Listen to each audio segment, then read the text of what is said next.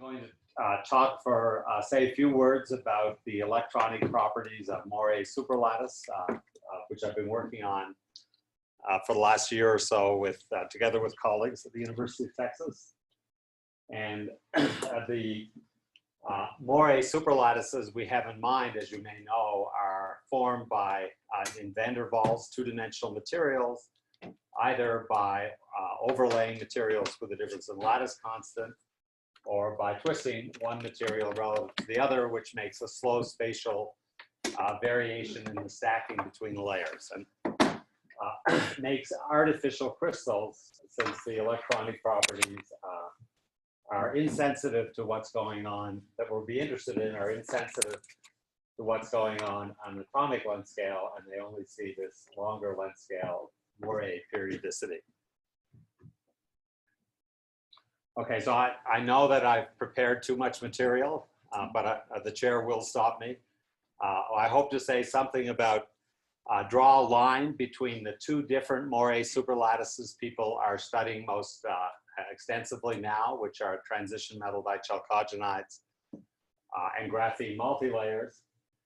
And then I'll spend the rest of my time talking mostly about graphene multilayers, emphasizing two things. One, the fact that there's some generalized kind of magnetism all over the place in these materials, and also a few words about perhaps the big question, which is what's behind superconductivity in this system. So here's one contrast between graphene multilayers. This is actually twisted bilayer graphene and transition metal dichalcogenides. This subject started experimentally, as you all know, from the discovery of this phase diagram by Pablo Carrillo Herrero at MIT. This is actually data from Dmitry Yefetov at ICFO, but it shows resistance as a function of temperature with all this interesting structure, in particular superconducting regions, insulating regions, where you don't, in a single particle theory, expect insulating behavior. And it's characterized electrically, so resistively, by measuring resistance. And one of the very important aspects of this subject, of course, is that the period of these superlattices is in a range where it's easy to vary the number of electrons per period over all of the interesting range just with electrical gates. So you can dope without chemical doping, without introducing disorder. This slide emphasizes one important difference between graphene multilayers and transition metal dichalcogenide. It turns out it's harder to make good electrical contacts, and but it's in compensation, as God often compensates. It's easy to dig out a lot of interesting information optically, so these things are often probed optically. Experimental literature on twisted TMDs started with a series of preprints last fall, and I think there's all kinds of activity going on. So that is one way in which graphene multilayers are different from TMDs. I'm going to emphasize another way. And just to say what I'm going to say in the next few minutes, the electronic properties of transition metal dichalcogenide Moiré superlattices are very much like those of two-dimensional atomic crystals. And they can be used to simulate lots of types of physics properties that we often ask about real crystals, like frustrated magnetism, Hubbard model physics, heavy fermion physics, and so on. On the other hand, graphene multilayers are quite different, quite special, and they simulate only themselves. So here's to explain why we have this difference. I'll start from the beginning. This is an electronic structure calculation for a single layer transition metal dichalcogenide. There's lots of interest in the properties of bosonic exciton systems in these Moiré superlattices, but I'm going to talk only on about the properties of electronic systems. specifically holds in the valence band. And in this case, for a single 2D sheet, you can see that the top of the valence band occurs at the corners of the Brouin zone and at two inequivalent points in momentum space, which I'll refer to as valleys, related by time reversal symmetry, and that there's quite a substantial spin-orbit splitting between the two bands at the top of this. So mostly we'll be interested in physics on a length scale smaller than this spin-orbit splitting. And so there's only one spin state at each valley, and the lock spin valley degree of freedom acts like an effective spin. So it's a single layer as one band with a spin degree of freedom. Now here's a Moiré superlattices made by difference in twist angle or potentially difference in lattice constant. And because all of the physics we're interested in occurs near these Brouin zone corners, where we can approximate the effect of modulation by the Moiré pattern just by calculating the Hamiltonian and its dependence on stacking, which I call here D. Imagine rigidly moving one layer relative to another to vary the stacking.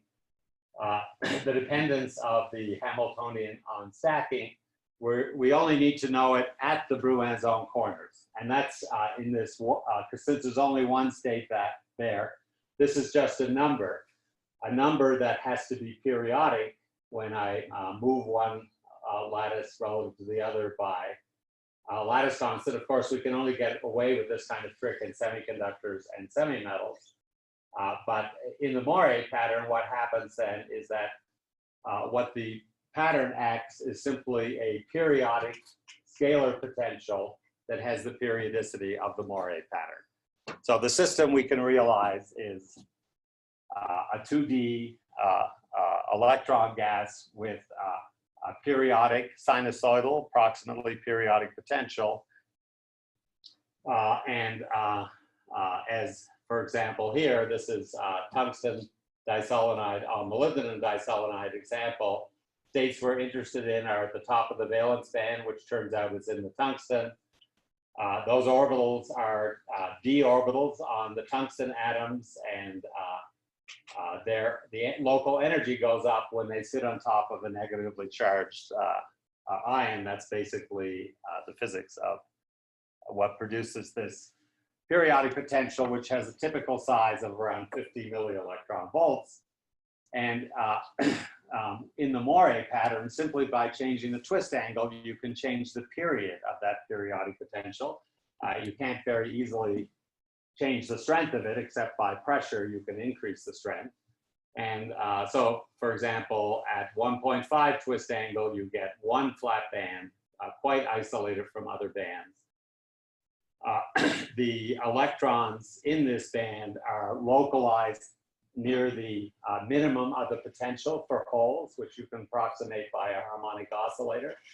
So this is basically a 1s harmonic oscillator level, and this looks very much like atomic physics. Of course, there are some important differences because the attractive potential is not a nuclear or ionic attractive potential. It's a periodic attractive potential, just a local minimum. So that does make some differences, but things are quite similar as, let's say, a cold atom system is. And by varying the twist angle, by varying the interaction strength, for example, by changing the distance to the gates, you can get into regimes. I think not all of this has been demonstrated yet. I think people are seeing basically Hubbard physics, but I expect people will be able to see heavy fermion physics, frustrated magnetism, and many other things that are of interest in the system. Let's contrast that with what I'm going to concentrate on for the rest of my talk, which is graphene bilayers. This is a single graphene bilayer. In this case, the low energy states are carbon pi orbitals, again, near the Brouin zone corners, but there are two states, as you can see here. because of the two sublattices of a graphene's honeycomb lattice. So there's a sublattice degree of freedom in this system, and not apparent here. Each of these states in single layer graphene has a spin degeneracy and also has a degeneracy between these two valleys. So there are actually 8 low energy bands. So that's a big difference already. We can go through the same kind of argument to build a model of the low energy electronic structure. In this case, there's a slight twist because if I translate, for example, the top graphene layer relative to the bottom graphene layer by 1 lattice constant, turns out that the dominant way in which the two layers modulate each other is by electrons tunneling back and forth. And it turns out because of that, when you translate by a lattice constant, or by 1 period of the Moiré pattern in the Moiré pattern, then you get a phase factor in the tunneling Hamiltonian, which is easy to accommodate. And when we followed this recipe a number of years ago, together with Rafi Bistritzer, we got the surprise that we didn't anticipate that unlike the TMD case, in which the bands just get narrower and narrower as you make the lattice constant bigger and bigger, in this case, the bands get flat at certain set of discrete twist angles, and then they get broad again, and then they get flat, and then they get broad, as a result of an interference basically between the tunneling back and forth between the layers and the tunneling between sublattices within a layer, which is responsible for the Dirac dispersion. So there's nothing like an atomic orbital in this system. So let's see how far I get. But here are some of the main experimental facts of twisted bilayer graphene, which is all I'm going to talk about. The insulating states are common when the number of electrons per Moiré period is an integer.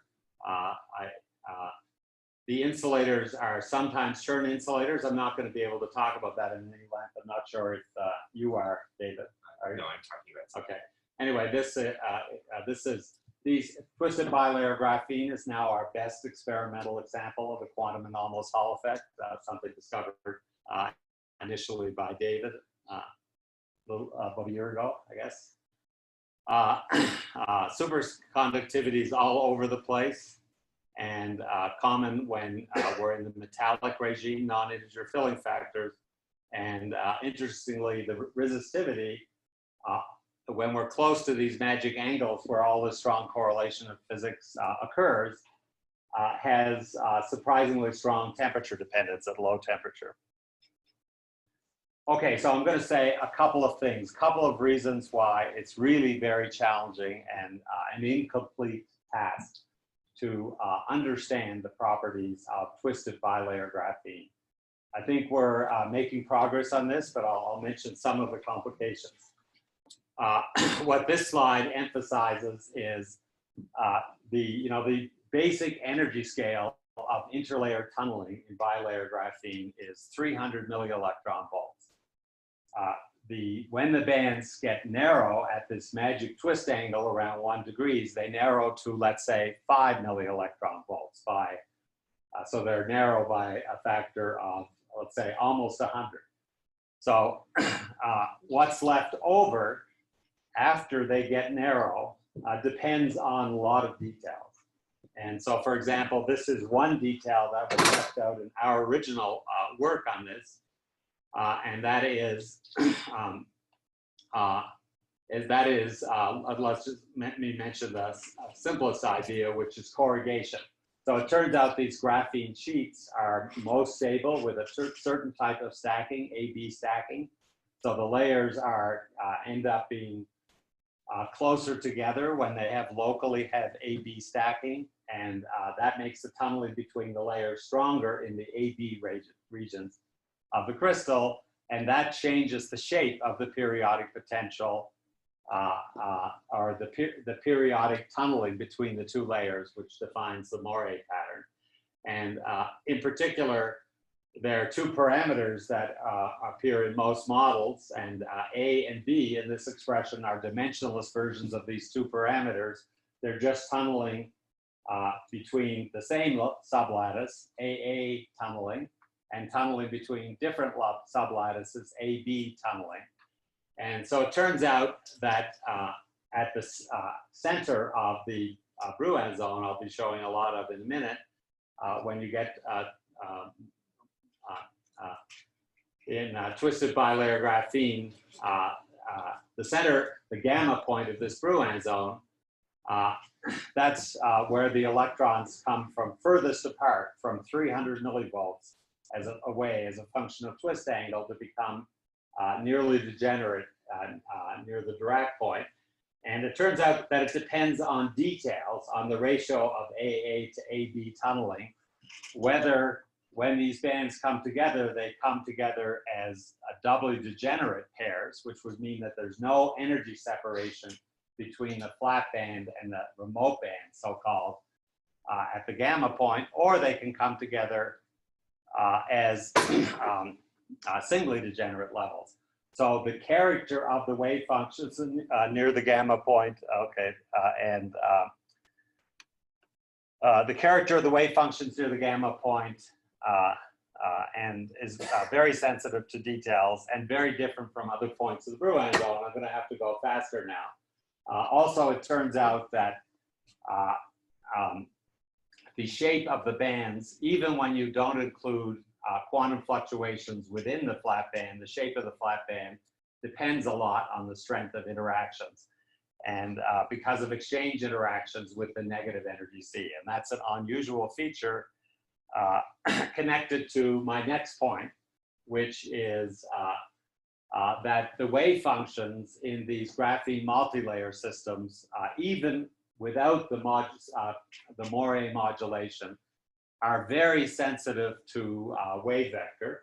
This is a plot by plotting the bilayer state as a function of momentum in some block sphere representation at the quadratic band touching point of bilayer graphene. The wave functions very, very rapidly, and it turns out exchange interactions want to heal that by basically making a vortex core in this structure, and that opens up a gap. So this is well-known physics in bilayer graphene, leads to a spin density wave state.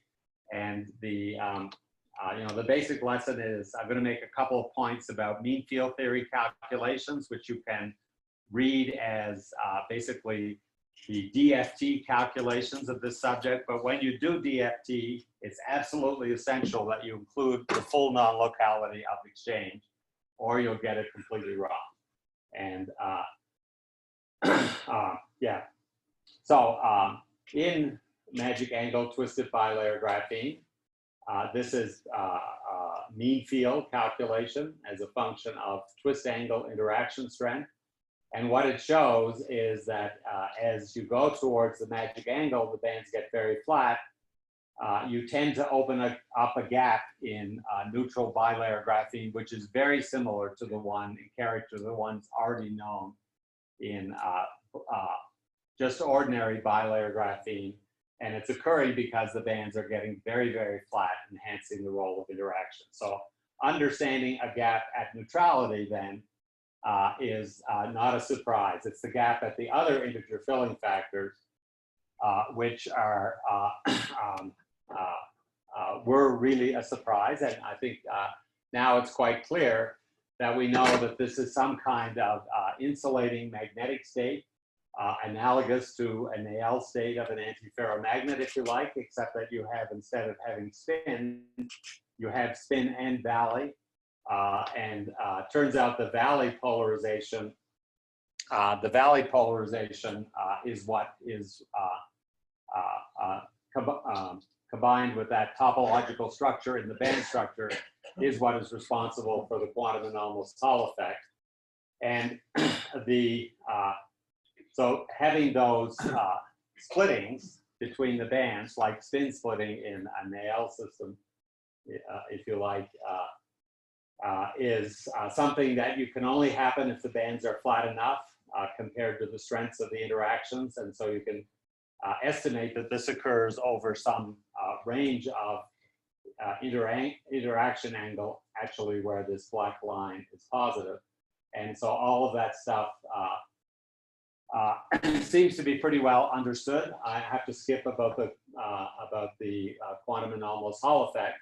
But the important point is that these broken flavor symmetries, spin valley flavors, it seems quite clear that they occur through most of the metallic regime, most of the non-integer filling factor regime, which of course what we can explore with doping. Mean field theory calculation should expect, says that the broken flavor symmetries that occur in insulating cases should occur also at over much of the metallic regime. And actually, this is an example of Shubnikov-de-Haas measurements in magic angle twisted bilayer graphene by Matt Yankovitz et al. And this is basically showing that there's a Fermi surface, these magnetic oscillations and resistivity. And if you look at the degeneracy of the Fermi surface here, you can see that there are 4 degenerate Fermi surfaces here, 2 degenerate Fermi surfaces. And so this is, I think, quite well established theoretically and, I'm sorry, experimentally, and expected theoretically, and maybe the superconductivity seems to occur in broken symmetry states very often. I'm going to run out of time, but let me just tell you, it would be wonderful to have photo emission in the system. Dan, can you arrange that? Because we have no idea what the Fermi surface looks like in the metallic state. For all of the reasons I said at the beginning, our complications and all of this interaction dressing of the states really changes the Fermi surface in a way we don't have, we cannot guess at. And here's a substitute, the Hall density. The Hall density naively measures, the size of the Fermi surface, whether it's electron-like or hole-like. And this is a typical Hall density by Sato et al. In Andrea Young's group, I believe. And the interpretation of this is that starting from neutrality, going to the whole side, you have a nice, fairly symmetric Fermi surface. And probably what's going on here is that you break flavor symmetries. So you only go from 4 Fermi surfaces to 2 Fermi surfaces and have a hole-like Fermi surface. So it seems like the hole-like Fermi surfaces at negative filling factors and electron-like Fermi surfaces at positive filling factors, and this is where superconductivity occurs for the most part, are perhaps fairly dispersive, because you can see the Shubnikov-de-Haas, and fairly symmetric. If you compare that with, here's a actual calculation for the non-interacting model of magic angle twisted bilayer graphene as a function of, this is hole filling, and the Hall density calculated using the correct formulas from Boltzmann transport theory don't match the hole density, and the jump from hole-like Hall density to electron-like Hall density occurs very far away from the middle of the band. Okay, 2 minutes. And we can sort of understand that. So, okay, I have 2 minutes left. I'm just going to try and get one idea across. Here's a calculation for an insulating state. I think it might not be very different for a metallic state, of collective excitations in this system. So this is an insulating state. This is actually an insulating state. Would be an example of a quantum anomalous Hall state with 1 valley fill for 1 spin. So there are a bunch of collective modes actually corresponding to transitions between the occupied states and all of the empty states. And the very surprising thing about this, I'm not showing you here the band excitations in this insulating state, which have an energy of about 12 MeV. These are only collective modes. And there's this branch of collective modes that exists throughout the Brouin zone, which corresponds to basically, for the excitation spectrum, to having a local degree of freedom on every lattice site. And so it acts like it has a local electric degree of freedom on every lattice site. It's happy to be in any spin valley state and in either band, doesn't care much which band it's in. It costs very little excitation energy to make these collective modes. And I think that, so this is something we can discuss online since I'm going to run out of time. The final things I'm going to say is the very temperature-dependent resistivity in twisted bilayer graphene that's seen only at magic angles. I'm very highly suspicious that this is the origin of them because no other explanation works. And I'm going to